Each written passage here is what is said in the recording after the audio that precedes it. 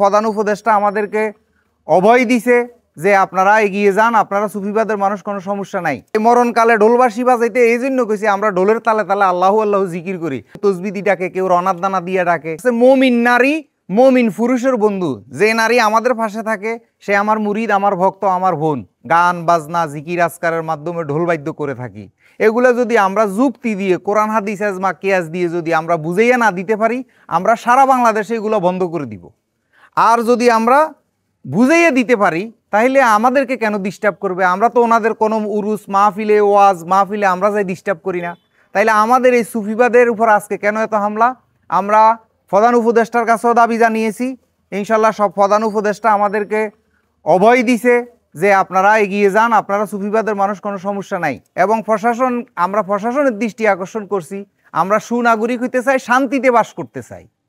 আমরা এই তৌহিদি জনতা নামক লোকদের মুখ থেকে আমরা বাঁচতে চাই, আমরা শান্তিতে চাই।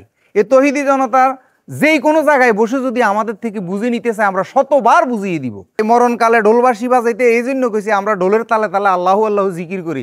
আল্লাহ কোরআনে বলছে যেই কোনোভাবে আল্লাহকে ডাকো, যেইভাবে আল্লাহকে ডাকো আল্লাহ সেইভাবে রাজি। কেউ তসবিহ ডাকে, কেউ রনার দানা দিয়ে ডাকে, কেউ বাতি নিবাইয়া ডাকে, কেউ বাতি জ্বালাইয়া ডাকে। আমরা ঢোল দিয়ে আল্লাহু আল্লাহু জিকির করি, জজবা করি, শেষ। এই ঢোলের তালে তালে আমাদেরকে, আমাদের যে আবার আরেকটা বিষয় আছে, এই আলেমরা আমাদেরকে পছন্দ করে না, তাহলে আমাদেরকে জানাজা দিতে আসবে কেন? আর জানাজার শব্দের অর্থ হইল দেখা দেখি, শেষ দেখা, জানান দেওয়া, তাইলে জানান তো দিছেই, শেষ। সূরা তওবার ৭১ নম্বর আয়াত আসছে মুমিন নারী মুমিন পুরুষের বন্ধু, যে নারী আমাদের পাশে থাকে সে আমার মুরিদ, আমার ভক্ত, আমার বোন। মুমিন, মুমিনরা এক জায়গায় থাকতে পারবে, সেখানে কোনো পর্দা নেই। সূরা তওবার ৭১ নম্বর আয়াত। সেই কারণে দেখেন উরুসের মধ্যে হাজার হাজার মহিলা আসে, কোনোদিন আকাম কুকাম করছে দেখছেন? টোক সব বন্ধ রাখলেন, অন্তরের মধ্যে ঐশ্বরিয়া ছবি বাসাইলেন, তাইলে আপনার পর্দা হইল কি? আপনি চোখ মুখ সব বন্ধ রাখলেন, ঘরের মধ্যে পর্দা করলেন, কিন্তু আপনি